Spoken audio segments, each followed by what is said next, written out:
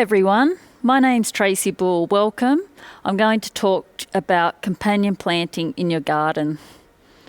So some of the things I'm going to cover today include what is companion planting exactly, some of the principles and rules of companion planting.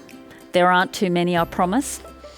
Some of the strengths and limitations with gardening this way, some companion plants you may like to use in your garden, and also ways of propagating companion plants, such as seed sowing and vine cuttings.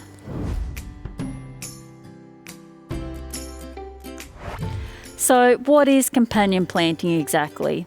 Companion planting is about maintaining plant and garden health through the use of beneficial relationships between plants, insects and other wildlife. Some ways this can happen is through disguising or repelling pests from plants, adding nutrition to the soil, such as through green manure crops, all the rage, and encouraging wildlife abundant gardens, which is a really big thing for me because I love the wildlife. So some examples of companionships. One plant you may use to repel pests from another through disguising it or through strong smell. One plant that will protect another through the use of its canopy, so protect it from wind and other things like that. One plant whose flowers will help attract beneficial predators that will keep pests and diseases off other plants. So companion planting complements your garden as a whole. It doesn't work in isolation or by itself. So you need to look after the soil and all that sort of wonderful stuff. So you need to be encouraged to get your hands dirty.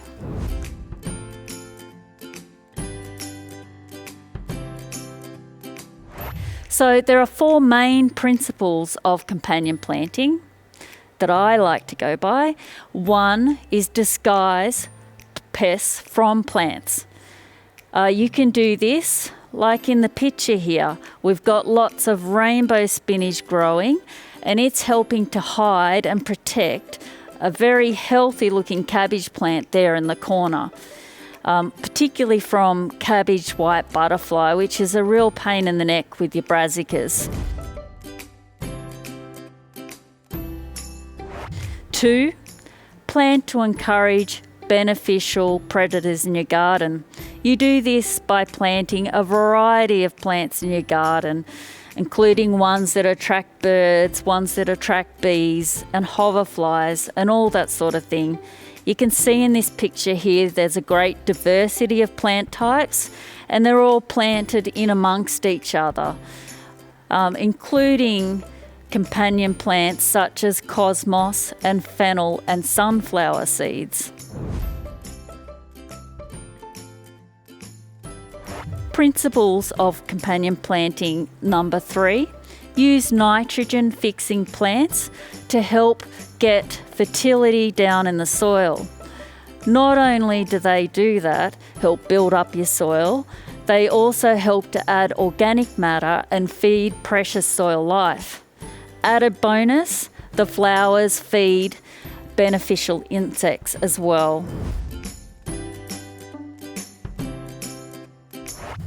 Number 4, choke out weeds.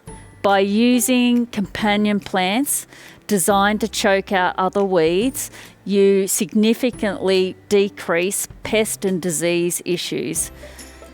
You also have the ability to mine nutrients from deep down in the roots, which you can see with this wonderful companion plant here, comfrey. The pink flowers on comfrey are attractive to beneficial insects. The leaves are fabulous as a mulch and they're a great ingredient to get your compost activated, and the roots mine nutrients from deep down in the soil and they help to benefit more shallow rooted plants near the top. Do need to be careful, however, with comfrey not to disturb the roots because it'll do what's called suckering or take off a bit and it could become a bit of a pest in itself. So understanding these principles and how they work helps you to make natural choices with companion planting rather than trying to remember a whole bunch of rules and different planting combinations.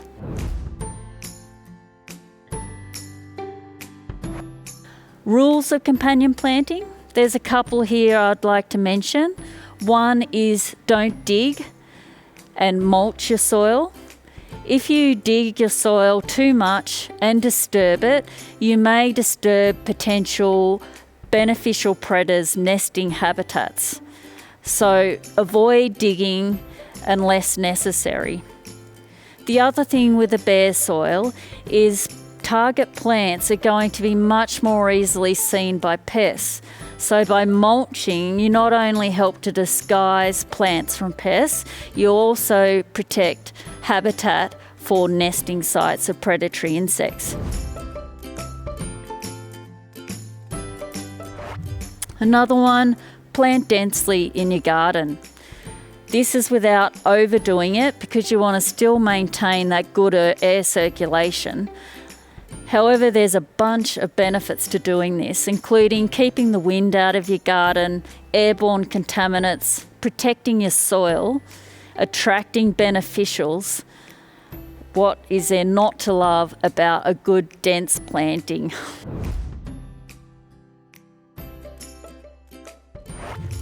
Challenges and limitations with companion planting. Every planting style has a few. One is what works well overseas may not work well here in Australia. Australia has very unique growing conditions, unique soils and climate. So it isn't always a no-brainer. Companion planting alone isn't enough to protect your garden from every pest and disease. You need to have a healthy garden, you need to maintain your soils and have a good range of plants in your garden. Many books don't really say what plantings need to go with what and how and who, so it can get a little bit confusing.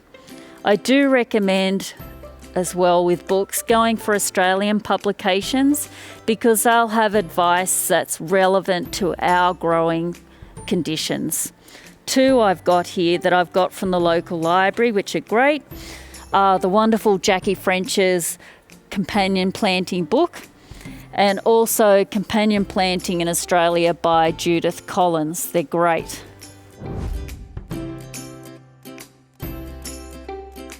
So some tips when you're companion planting.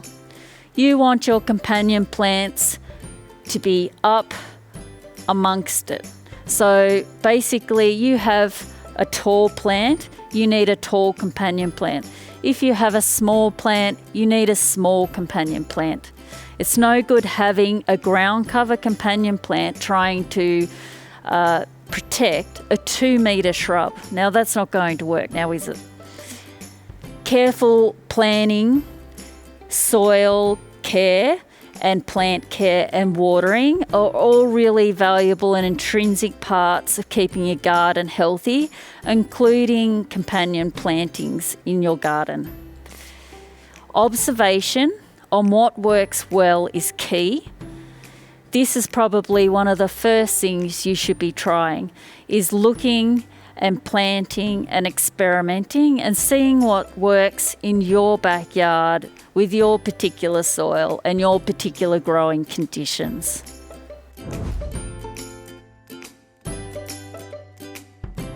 Some valuable companion plants. Australian natives, which are undoubtedly one of my favourites, are great companion plants. This is because a large amount of beneficial predators are actually native species, so it makes complete sense. The other great thing about Australian native plants is they're adapted to our growing conditions, so they're tough and they're going to be less work and maintenance to look after. Some examples of Australian native companion plants are callistemons, which are commonly known as bottlebrush, Bassaria, grevilleas, banksias, and Hardenbergia. So you can see here an image of Hardenbergia violacea. It's a beautiful perennial plant. You can use it as a ground cover or as a small scale climber. The flowers on this beautiful plant are deep mauve and they come out in late winter. So that's really handy because there's not a lot of food around for bees and other beneficials at this time of year. Herbs. Herbs are fantastic and they're a very well-known type of companion plant. Plant herbs in amongst your garden, not just necessarily in blocks in one corner of the yard. Herbs are also great in the productive garden. One thing to be mindful of though is herbs have quite strong, potent foliage, and also this can equate to things going on down in the soil. So they can repel plants growing nearby. So it's important when you use a herb as a companion plant that you don't have another plant within its drip line. So make sure it's outside of the canopy of the companion plant or herb. Some of the best for around here are lemon verbena, rosemary, thyme, basil, sweet alyssum, coriander and fennel. They're all great and easy to grow. Vegetable plants are great in the companion garden, especially when you allow them to go to flower and to seed. This helps to attract beneficial predators into the garden. Some examples where it's really handy is you can have a flowering vegetable in your garden and it will attract pests to it rather than more vulnerable plants such as your little veggie seedlings that you've only just planted in. So many flowering veggies are attractive to beneficials, particularly those in the carrot family. They're very popular. Brassicas as well, such as your radish, they have a beautiful flower surprisingly. Definitely let them do that for you. Also parsnips. So you can see in the image here, that's a mature carrot flower. And we've got some lovely little lady beetles munging down there, having a great feed. They're really handy in a companionship garden because they feed on all sorts of pests, including aphids, which are really common in every garden, especially at this time of year. Some veggies too act as biofumigants. That means they help to get rid of pest and disease problems in the soil. A great example of this is mustard greens. They help to get rid of any pest and disease problems. They also help to deter weeds because of their strong smell. Once you're finished with your biofumigant crop, you can just remove it and wait a couple of weeks before planting into it. So biofumigant crops are particularly handy in your veggie patch as part of a crop rotation system. So another valuable companion plant, very popular and so many varieties, is salvia, which is commonly known as sage. Salvia is handy. They've got really fleshy, pungent leaves, which makes them resistant to things such as scale. They also have low evaporation in the foliage, so they're good in a drier garden landscape, such as ours here. They're an excellent food source for bees and other beneficials. For instance, I've got a pineapple sage in my garden. It has a huge flowering season during autumn, and it gets me very excited when it's in flower and I get it covered in things like hoverflies and bees and rosellas, eastern spinebills and silver eyes as well. I just love them. So some good varieties for our environment here is the pineapple sage, which I just mentioned, the Bethel sage, the blue sage. They're all good in our climate. They may get a bit wintered, which is common with a lot of salvias, but just leave that damaged growth on them until the cold weather's gone and then give them a bit of a haircut and you'll be sweet.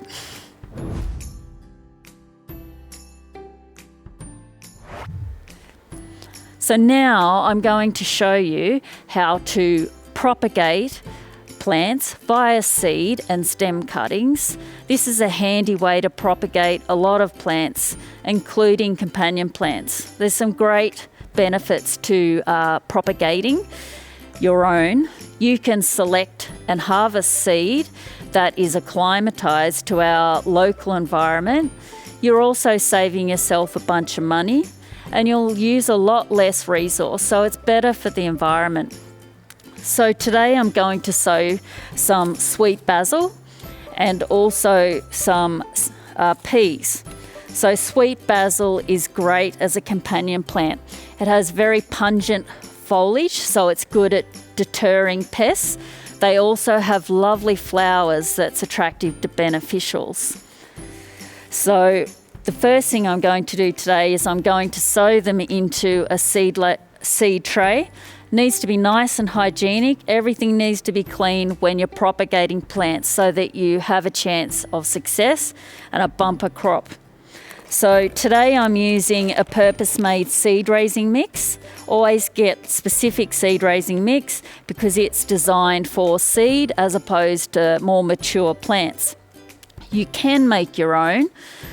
But I'd recommend having a bit of look online, seeing what's out there, and also making sure that you do everything really clean and hygienically. So I'm going to fill up the seedling tray here. Going to leave a gap from the top of the tray. Then I'm going to tamp down, for plant speak, the mix.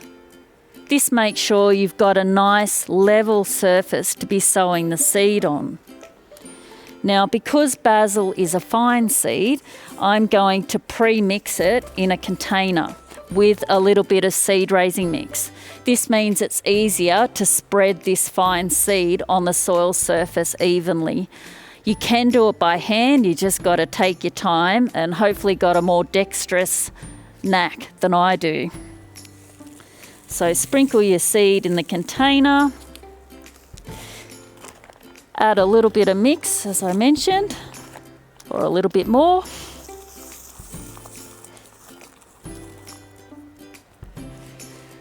Then you sprinkle it on top of your tray evenly. I find if you hold your hand close to where you're working and just move your fingers back and forth, that it helps the seed to spread well.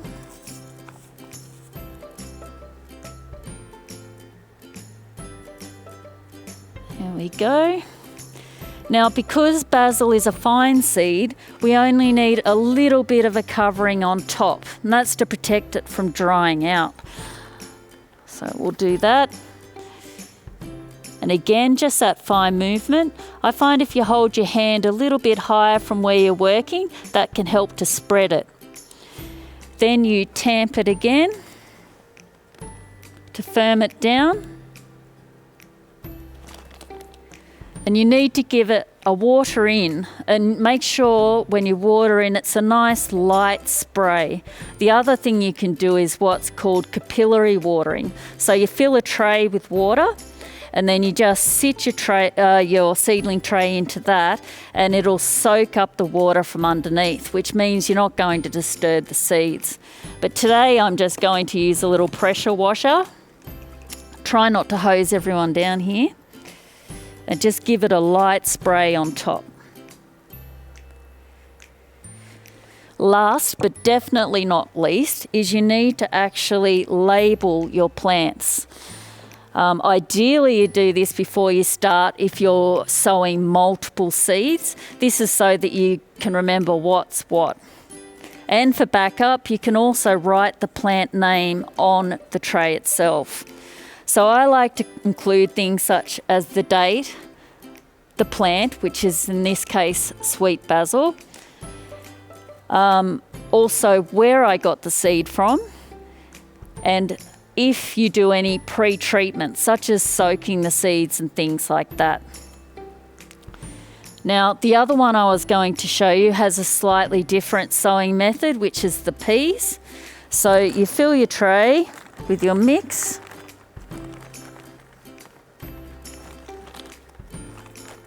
This time you fill it quite full. Tamp it down.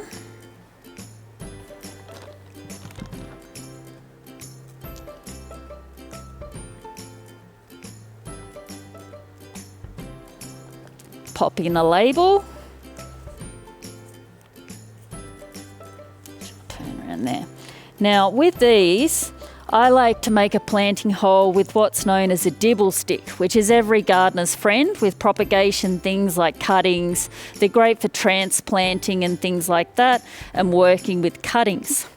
So I'm actually using a pencil here, and what I've done is I've put a mark on the pencil for the depth I want the seed to be. This makes sure you get a nice even planting depth, and a great tip. So push the pencil down to the black line.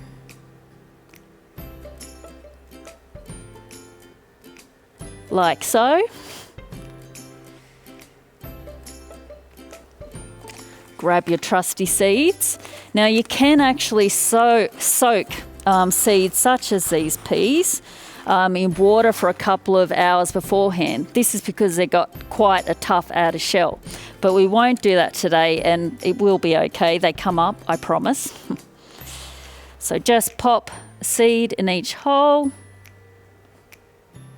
like so.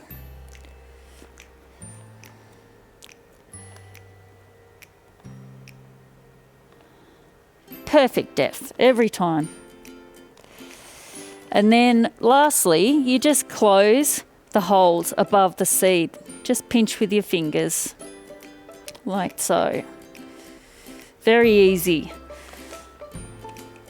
So you just give them a light spray,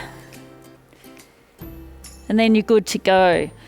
So it's important when you've sown seed that you keep the moisture stable. So you don't want it either too wet or too dry.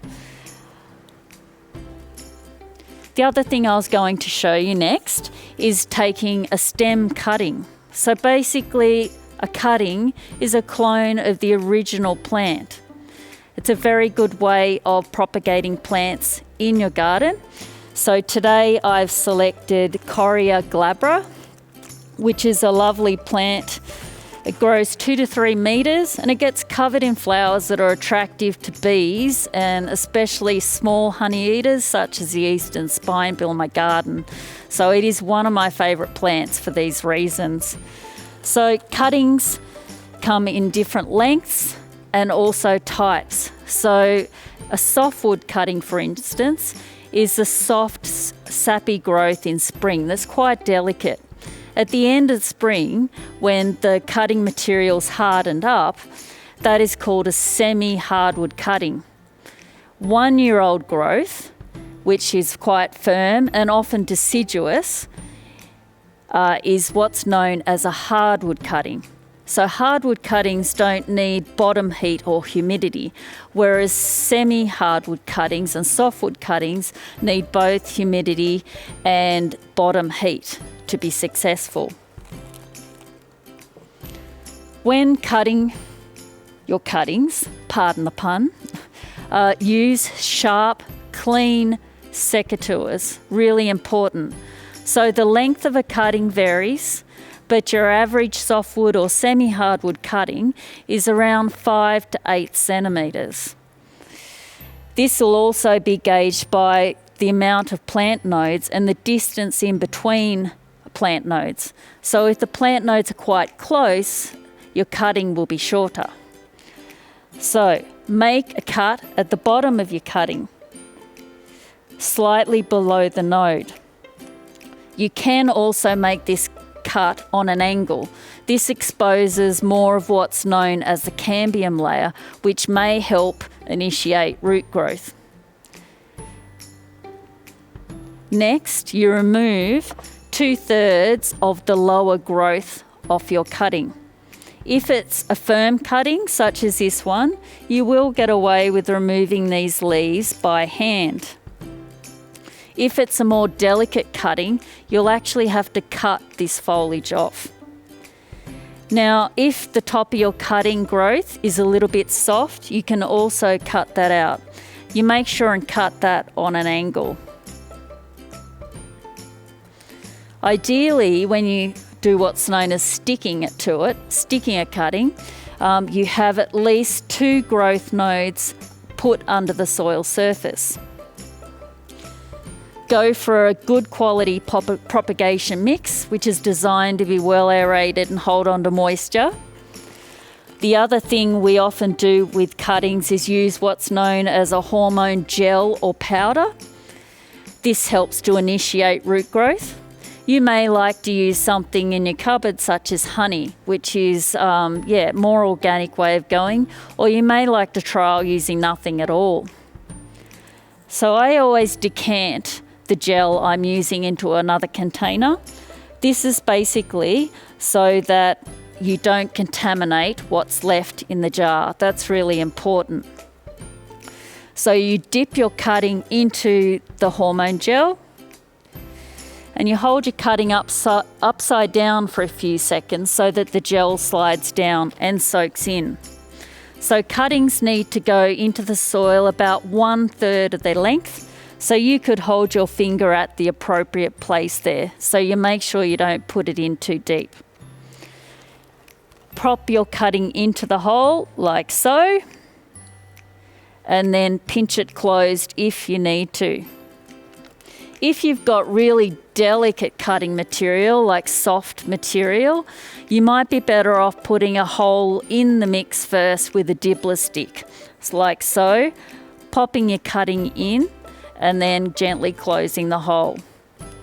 Now, cuttings need to be kept, like I mentioned before, in a humid, warm environment.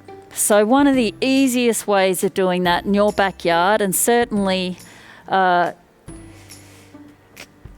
small-scale gardening, is with a miniature propagation house. These are fabulous. They're low cost and they're portable. You could keep your cuttings indoors in a warm place that's well lit but not getting any direct light. You may not need any bottom heat if you've got a nice, cozy, warm house. However, if you're like me and you don't have a heater on and sometimes it can get pretty cold, you may need to use a heat mat like this one here. They're really handy, not too expensive. This one helps to heat the soil temperature about 10 degrees above ambient temperature. So softwood and semi-hardwood cuttings, especially the one I'm using here, need about a 20-degree soil temp. So you can help achieve that by using a heat mat. The last thing I was going to show you, which is potentially a bit messy but fun, is this great tool called a soil blocker. So basically you can make little pots without any plastic edging.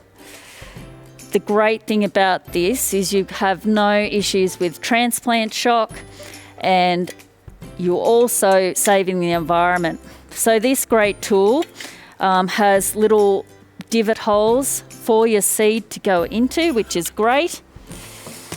So I'm going to put on a pair of gloves and try not to make a complete mess of myself, although at home that's half the fun. Now this mix I've got here is 2.5 parts cocoa peat, which you can get at a retail nursery. It's got 1/2 part coarse river sand. It's got 2 parts worm castings, which are basically full of nutrition and a bit sticky, so it helps to hold the mix together. And also you've got a small handful of lime which goes into it. This is to help bind the mix together, but also to help neutralise the pH, because peat can be a little bit on the acid side.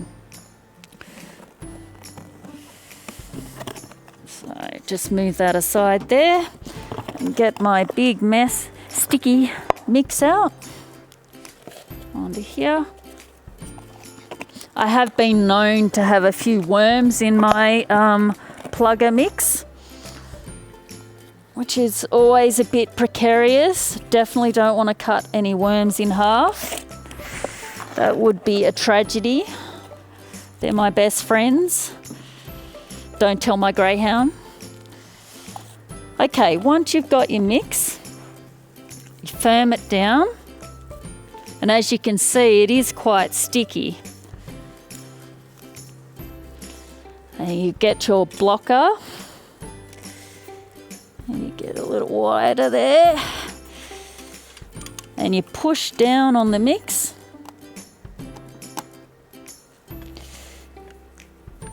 And I'm not a professional, as you can see. So make sure it's nice and firm.